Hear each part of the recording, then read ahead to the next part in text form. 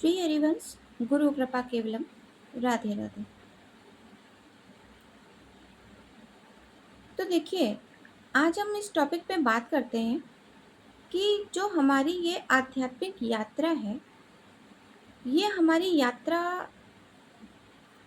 चलती रहे चलती रहे चलती रहे।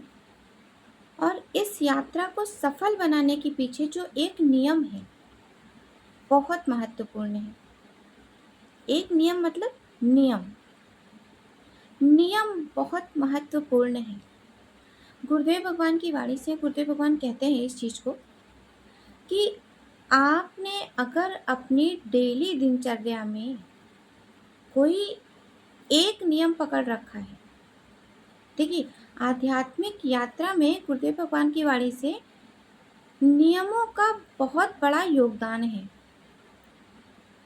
जितने भी हमारे गुरुदेव गुरु प्रधान, जितने भी हमारे संत महात्मा आए हैं, जिन्होंने यज्ञ तप बड़े बड़े तप किए हुए हैं और बड़े बड़े भजन किए हुए हैं, और कई तो हम लोगों के सामने प्रत्यक्ष प्रमाण में है, और कई तो हम लोगों को पता भी नहीं है किस जंगल में है, किस कोने में, कहाँ पे अपनी इस यात्रा में लगे हुए हैं।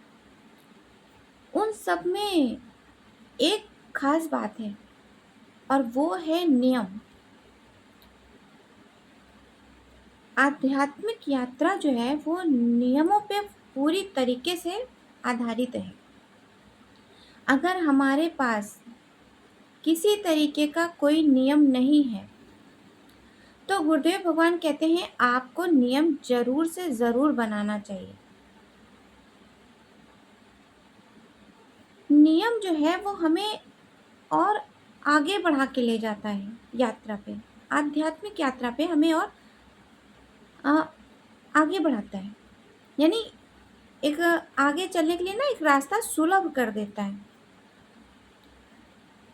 जैसे कहते हैं कि नियम नियम क्या होता है? नियम एक ऐसी आदत हो जानी चाहिए हमको कि हमको ये करे बिना चैन ना मिले। हम जो भी कुछ ऐसा अपने जैसे होता नहीं है कि कई लोगों ने एक नियम बना रखा है, एक आदत बना रखी है। जैसे कोई नशा करने वाला है, अगर उसको शराब नहीं मिले, वो डेली शराब पीता है, एक दिन उसको शराब नहीं मिले तो वो तड़पने लगता है। नियम इसी तरह हमारे जीवन में भी काम करते हैं। जैसे तंबाकू खाने वाले हैं, जैसे कोई भी किसी भी तरीके का जो एक आदत होती है ना, वो एक तरीके का नियम ही होता है। आदत पड़ जानी चाहिए हमें। जैसे हमें एक नियम की आदत पड़ जानी चाहिए। कोई भी आप एक ऐसा नियम बना लो कि हमको 1 घंटा लग के भजन करना ही करना है, इस टाइम से इस टाइम तक। अगर आप 5 बजे उठते हो तो आप एक नियम बना लो कि 5 बजे अगर आप उठो, 1 घंटा आप दे दो अपनी दिनचर्या पे, और उसके बाद आप 6 से लेके 7 बजे तक एक नियम बना लो कि हमको, अगर आप 1 घंटे का नहीं बना रहे हो, आप 15 मिनट का बना लो, आप आधा घंटा का बना लो, 1 घंटे का बना लो। एक नियम बनाओ कि हमें 1 घंटा एक नियम से नाम जप करना ही करना है। हर हाल में हमें 6 बजे बैठ जाना है अपने आसन पे, और 6 बजे से लेकर 7 बजे तक हम अपने आसन से बिल्कुल डगमगाएंगे नहीं, और 1 घंटा लग के हम भजन करेंगे। आधा घंटा हम लग के भजन करेंगे या 15 मिनट हम लग के भजन करेंगे। ये आप एक नियम लगा लो। एक ऐसे द्वापर में एक ऐसी माता की कहानी आती है, जो एक बूढ़ी माई थी। आप लोग को याद हो कि नहीं पता नहीं। एक बूढ़ी माई थी, वो फल बेचती थी, लेकिन उनका एक नियम था। उनका एक नियम था कि वो फल बेचने जाती थी, लेकिन वो एक फल वो श्री हरि पे जरूर से जरूर चढ़ाती थी। ये उनका नियम था। और इस नियम को करने के लिए कई बार उनमें बाधाएं भी आई। कई बार कुछ ऐसी बातें, कुछ ऐसी चीज हो गई कि वो नियम करने के लिए परेशान हो गई, और कैसे करें नियम, क्या करें, लेकिन उन्होंने उन सब चीज़ों को, बाधाओं को झेलते हुए अपने नियम का पालन किया और निर्विघ्न अपने नियमों को पूरा किया।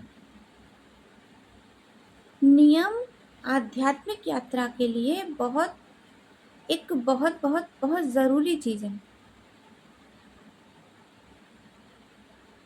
नियम अगर हम ना कर पाए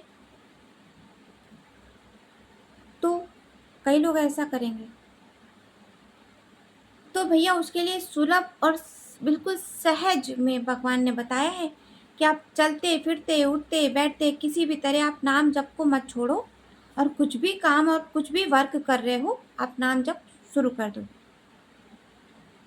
नाम जप आप करो। नियमों का पालन इसलिए कहा है कि नियम अगर है आपके पास तो आपकी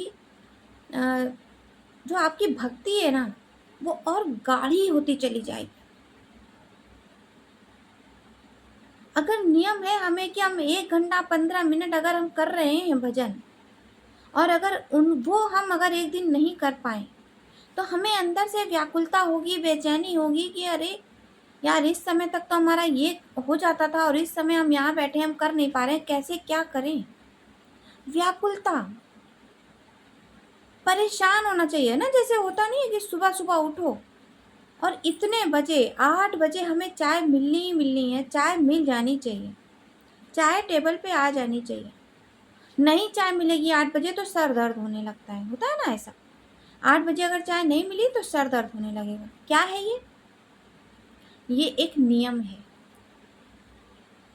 कहते हैं कि अगर हमको 6 बजे चाय नहीं मिली, 7 बजे चाय नहीं मिली, 8 बजे चाय नहीं मिली, जितने बजे भी आप चाय पीते हो तो आप कहोगे अरे यार आज चाय नहीं मिली, देखो अभी तक मेरे सर दर्द होने लगा। यही व्याकुलता आपको, जो नियम डेली आप ले लोगे ना नाम जप करने का, और आप जब नियम से नाम जप करोगे और एक भी दिन आपका ऐसा निकल जाएगा, एक भी घंटा आपका ऐसा निकल रहा है जिसमें आप भजन नहीं कर पा रहे, आपको ऐसी व्याकुलता होनी चाहिए। ऐसा नियम आप अपनी जीवन में एक जरूर बनाएं। वो जो माई थी, मैंने जो भी द्वापर की बात की, तो श्री हरि जी पे जो वो डेली फल चढ़ाती थी, आखिरकार उनको प्रभु की प्राप्ति हुई। एक दिन वो परेशान हो गई और वो सीढ़ी पे गिर पड़ी और वो फल प्रभु पर चढ़ा नहीं पा रही थी, जबकि सीढ़ियों से प्रभु थोड़ी ही दूर पे थे। अगर आपको याद हो तो फिर उन्होंने, प्रभु स्वयं आए उनके पास कि उनका जो नियम था वो टूट ना जाए। प्रभु स्वयं आए उस बूढ़ी माई के पास और उनको अपने हाथ का सहारा दिया और हाथ के सहारे से उनको सीढ़ियाँ चढ़ाई और तब माई ने फल चढ़ाया। नियम नहीं टूटने दिया प्रभु ने। आप एक नियम बढ़ाते हो ना, जब उनकी तरफ एक कदम बढ़ाओगे ना, प्रभु आपकी तरफ 2 कदम बढ़ाते हैं। इसीलिए मैं कहती हूँ जो नाम जप करता है प्रभु उनके अंग संग रहते हैं, और प्रभु ध्यान रखते हैं कि कहीं मेरे भक्त को कोई परेशानी ना हो। तो आप ये बिल्कुल भी मत सोचो कि आप नाम जप करोगे प्रभु में डूब जाओगे, प्रभु की बातें करोगे, प्रभु की चर्चा करोगे तो लोग क्या कहेंगे, लोगों पे मत जाओ। आप अपने नियमों का पालन करो, क्योंकि जो आपको अनुभूतियाँ हो रही हैं ना वो लोगों को नहीं हो रही हैं। इसलिए आप जानते हो कि आपको क्या चाहिए, वो लोगों को नहीं पता है, वो हमें पता है कि नाम जप का आगे हमें उसका जो परिणाम है वो क्या मिलने वाला है, ऐसी कौन सी खुशी हमारे हाथ लगने वाली है, हम क्यों बताएं किसी को। तो भैया ऐसा है, नाम जप का सहारा लेते रहें, कैसे भी करके नाम जप करते रहें। अगर हो सके तो अपने जीवन में एक नियम जरूर बनाएं जो श्री हरि से जुड़ा हुआ हो, हमारे लाडली जो सरकार से जुड़ा हुआ हो। ठीक है, तो यही थी आज की चर्चा। और आपकी भक्ति खूब बढ़े, आप खूब नाम जप करो, राधा रानी की कृपा आप सब पे बनी रहे। तब तक के लिए और मिलते हूँ किसी और चर्चा के साथ आप लोगों से। तब तक के लिए श्री हरिवंश, राधा वल्लभ श्री हरिवंश, गुरु कृपा केवलम, राधे राधे।